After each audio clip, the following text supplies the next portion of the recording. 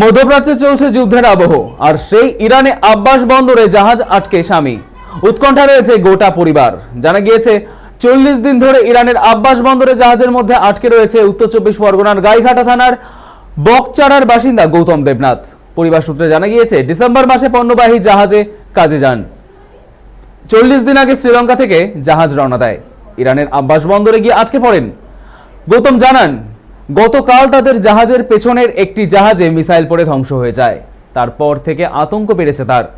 বাড়ি ফেরার জন্য রাজ্য সরকার ও কেন্দ্রীয় সরকারের কাছে আবেদন জানিয়েছেন তিনি। গৌতমের স্ত্রী সঙ্গীতা রায় জানান, আব্বাস বন্দরে প্রায় 40 দিন ধরে জাহাজের মধ্যে আটকে রয়েছেন। সমুদ্রের মাঝখানে থাকার জন্য মোবাইল যোগাযোগও করা যাচ্ছে না। কয়েকদিন আগে ওদের জাহাজের পেছনের জাহাজে বিস্ফোরণ হয়।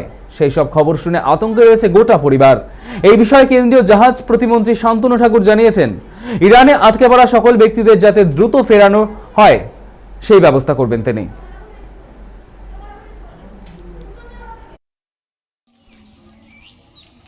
এখন আছে হচ্ছে বন্দর আব্বাস।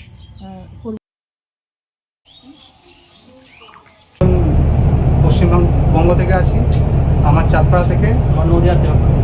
আমরা দুজন এখানে ফেসে আছি, খুব খারাপ অবস্থায়। এখানে ওয়ার চলছে, আশেপাশে জাহাজগুলো ডিস্টার্ব হয়ে যাচ্ছে, মিসাইল বোম সবই আসছে। আমরা ঠিকমতো এখানে কনসেন্ট্রেশন করে থাকতে পারছি না, আর খুবই টেনশনে আছি। আমরা চাইছি চিফ মিনিস্টার শান্তনু ঠাকুর স্যারের কাছ থেকে যে আমরা তাড়াতাড়ি যাতে এখান থেকে রেস্কিউ হয় তার ব্যবস্থা করতে। খুবই তো আতঙ্কে আছি, কারণ সবসময় তো নেটওয়ার্ক পাওয়া যাচ্ছে না, কথাও হচ্ছে না। এবার যেটুকু যা কথা হচ্ছে বা টিভি চ্যানেলগুলোতে যে খবরগুলো দেখছি, এবার সেই কারণে আরও বেশি টেনশন হচ্ছে যে কিভাবে মানে রেস্কিউ করবে কোম্পানি থেকে, হ্যাঁ, বা কবে বাড়িতে আসতে পারবে, বা 10 কিলোমিটার দূর এইভাবে মানে এতটা ডিস্ট্যান্সে পড়ছে।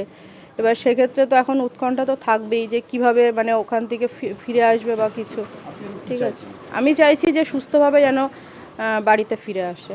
গত কয়েক মাস ধরে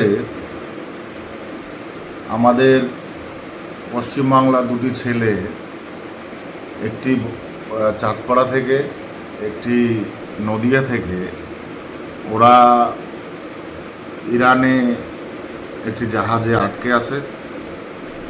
ওরা আসতে পারছে না, সেখানে ইরান ওয়ার চলছে। আমি ওদের মেসেজ পেয়েছি, আমাকে মেসেজ করেছে উদ্দেশ্য করে। আমি আমার পক্ষ থেকে চেষ্টা করছি যাতে দ্রুত ওদেরকে ওই দেশ থেকে ভারতে ফিরিয়ে আনা যায়। তার ব্যবস্থাপনা আমি ফরেন মিনিস্ট্রির মাধ্যমে যোগাযোগ করে করানোর ব্যবস্থা করছি।